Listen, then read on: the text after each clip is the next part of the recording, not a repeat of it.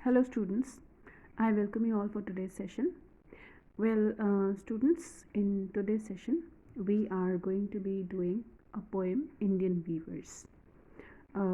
This is Unit 7, Section A. Okay, and this poem, it's a very interesting poem students. इस poem में viewers कौन होते हैं? Viewers वो लोग होते हैं जो क्लॉथ को बुनते हैं, जो क्लॉथ बनाते हैं, कोई भी फैब्रिक, जैसे कॉटन हो गया, सिल्क हो गया, ओके, टॉक अबाउट खादी, तो इन लोगों को वीवर्स कहा जाता है, ठीक है। एंड ये पोएम बहुत इंटरेस्टिंग है। इस पोएम में the poet of the poem is Sarojini Naidu, okay. And if you all remember कि आपका जो हॉलीडेज़ होमवर्क था उसमें आपकी ये एक्टिविटी थी कि आप सरोजिनी नायडू के ऊपर एक पैराग्राफ लिखो, 10 लाइन्स लिखो। So and majority of you, I think all of you have done the holidays homework, और आप सब ने सरोजिनी नायडू के बारे में पढ़ भी लिया है एंड आपको पता चल भी चुका है कि वो कौन है, ठीक है। तो इस पोएम में Sarojini Naidu has in a very beautiful way, उन्होंने सरोजिनी नायडू ने वीवर्स के बारे में बताया है कि वीवर्स कैसे काम करते हैं एंड डिपेंडिंग अपॉन कैसी वो ड्रेसेस बनाते हैं, and that is how it is related to our life also, ठीक है। So this is the short summary of the poem. So I would like all of you to open up page 131 students, and I hope you are ready. So let us begin reading the poem. ठीक है. Now first paragraph. Weavers weaving at break of the day. Break of day. Break of day यहाँ पे इसका मतलब है early in the morning. Break of the day means when the sun is just about to rise. Sunrise के time को day break of the day कहेंगे. Why do you weave a garment so gay? तो viewers जो हैं वो early in the morning weaving कर रहे हैं, कुछ गारमेंट बनाने की कोशिश कर रहे हैं. गारमेंट का मतलब होता है क्लोथ, अ ड्रेस.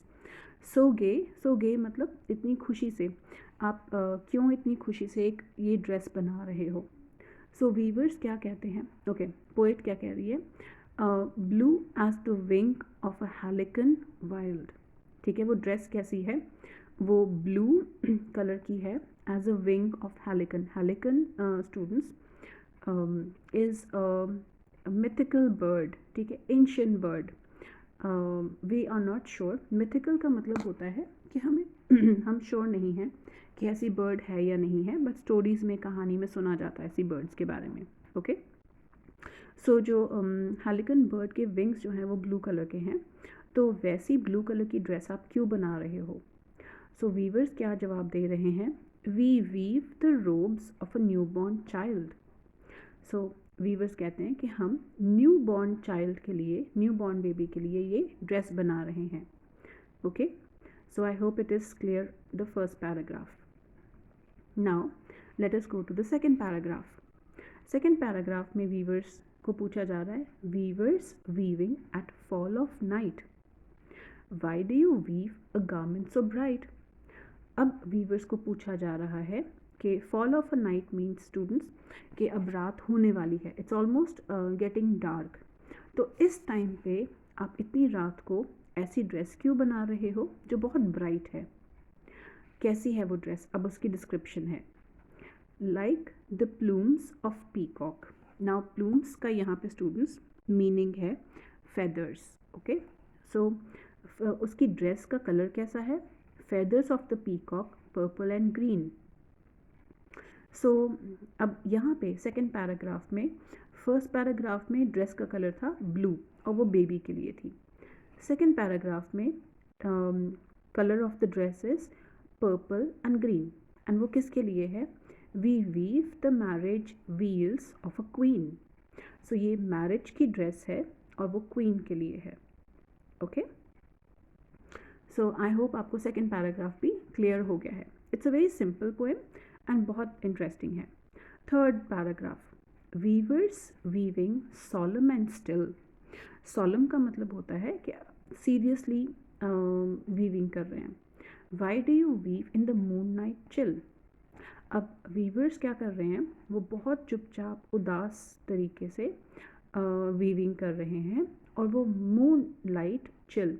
मून लाइट चिल का मतलब स्टूडेंट्स यहाँ पे हो गया कि मिड नाइट है, 12 बजे के बाद का टाइम है, that is mid night.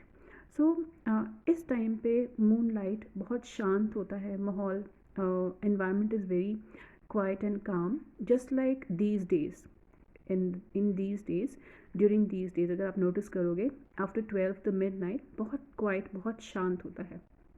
Okay, so viewers से पूछा जा रहा है कि आप इतने शांत और उदास तरीके से इस टाइम पे किसकी ड्रेस बना रहे हो।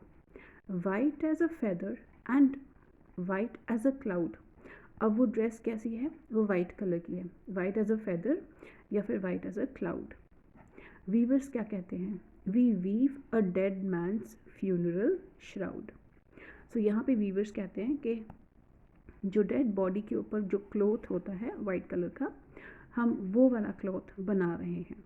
Okay, so see students, in the three paragraphs, इस पोएम की पैराग्राफ में 3 स्टेजेस बताई गई हैं लाइफ की, birth, okay, happiness and death. Okay, so that is how it is related to our life. So I hope students आपको poem समझ में आ गई है and you liked the poem. It's a very simple poem in simple words. So now students, I will be sending you a PDF, and PDF में I'll be sending you the question answers.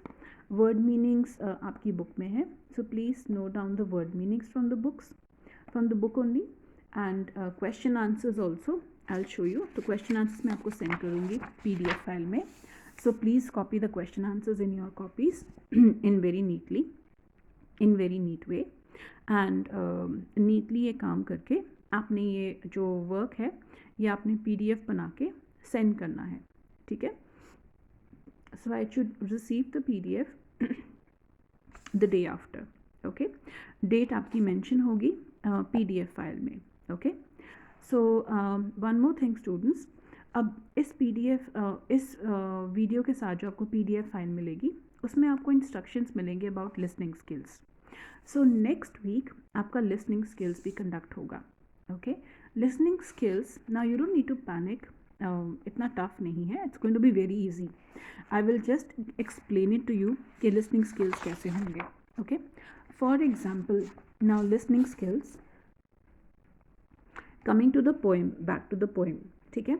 अब listening skills में just like आपको video भेजी जाएगी, okay, and just like this video जो बनी है अभी पोएम पे, वैसी ही एक वीडियो होगी। It will be about a poem, it can be a small paragraph, और उसी वीडियो के साथ उसी दिन आपको एक गूगल फॉर्म का टेस्ट आएगा जो 10 मार्क्स का होगा। सिंपल क्वेश्चंस होंगे, 1 मार्क के ईच क्वेश्चन होंगे, MCQ स्टाइल होगा, and you have to just listen to the video very carefully, ठीक है, and answer the questions, ठीक है। For example, अब जैसे मैंने ये पूरी poem पढ़ी है, if I read the poem, let's read the first paragraph again. Weavers weaving at break of the day, why do you weave a garment so gay? Blue as the wing of a halcyon wild, we weave the robes of a newborn child. तो for example अगर मैं इसमें आपको question पूछूं that which whose dress or whose garment are the weavers weaving at the break of a day? I repeat my question. Whose garment are the weavers weaving at break of the day? Break of the day पे weavers किसकी garment तैयार कर रहे हैं? What will be the answer? A new born child. If you have guessed the right answer, well done, very good for you. So इसी तरह से listening skills होंगे, okay. So it's going to be very easy. So इसी तरह से आपके पास एक paragraph आपको दिखेगा या पोएम होगी मे बी, एंड इसी तरह से जो पैराग्राफ या पोएम दिखेगी आपको, it will be red for you twice in the video. आप 2 बार, 3 बार, 4 बार उस वीडियो को सुन लेना आराम से, ध्यान से, फिर अच्छे से सुन के फिर आपने गूगल फॉर्म का जो टेस्ट होगा 10 मार्क्स का, 1 मार्क्स ईच, MCQ स्टाइल होगा। आपने फटाफट उसमें से सही आंसर टिक कर देने हैं। Okay, I hope you find it easy. And in case students, अगर आपको कोई भी क्वेरी है, if you have any doubt regarding this session, this poem, or about the listening skills, so you can write, send us an email and we will reply to it. Okay, we are available for you students always, so you can get in touch with us on the emails and you will get the response very quickly. Okay students, so I hope you enjoyed the session today. Now we'll meet in the next session. एक तो आपका listening skills का test होगा and with another interesting topic. Till then, all of you, stay safe at home, start studying. आपके final exams का भी time नज़दीक आ रहा है, and also keep completing your copies very neatly. Okay, so students, we'll meet in the next session. Thank you.